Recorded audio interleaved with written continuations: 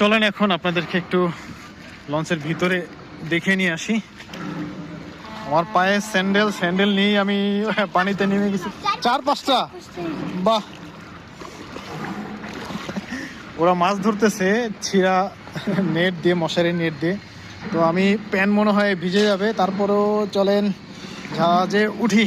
আমার অনেকটা প্যান্ট ভিজে গেছে, এই দেখেন হাঁটু পর্যন্ত পানি। আমি হাঁটু পর্যন্ত প্যান্ট উঠাইতে পারিনি, প্যান্টটা একটু টাইট। তো উপরে যাই, দেখি কি অবস্থা। আল্লাহ, অনেকটা ভয় লাগতেছে, অনেকদিন পরে এভাবে লঞ্চে উঠতেছি। উঠে গেলাম। এই জায়গাটা থেকে উঠে আসছি, অনেকটা উঁচু। চলেন একটু লঞ্চের ভিতরে যাই। আমি সামনের গেট দিয়ে না গিয়ে একটু সাইড দিয়ে হাঁটতেছি। চলেন সাইড দিয়ে যাই। এই যে দেখেন, এ পাশে হচ্ছে সেই 6 মিটারের ড্রাফটের জাহাজ। আমি পারাবত 9-তে আছি। সামনে দিয়ে ভিতরে যাই, সিঁড়ি দিয়ে, এই সিঁড়ি দিয়ে উঠবো। চলেন সামনে দিয়ে যাই, ওইদিকে অনেক দূরে। সামনের সিঁড়িটা দিয়ে উঠি। জাহাজের সামনের জায়গাটা অনেক বড়।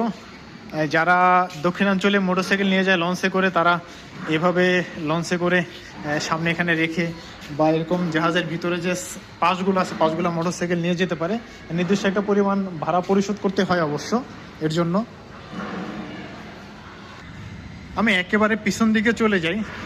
এই পাশে পারাবত 11, ওই পাশে হচ্ছে পারাবত 9 মনে হয়, 9 বা 10, সরি 10 ওই পাশে। এই জাহাজটাও অনেকটা বড়, এই লঞ্চ। এখানে হচ্ছে ইঞ্জিন রুম। 11-তে চলে যাই, চলেন। 11 একটু একদম পিছন সাইডে যাই, চলেন আপনাদেরকে দেখাই জাহাজের কি অবস্থা। এখানে পানির গভীরতাও অনেক।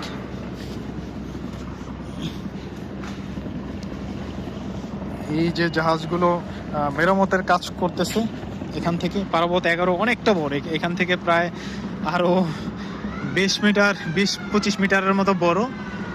আমি পারাবত 9 একদম পিছনে চলে আসছি।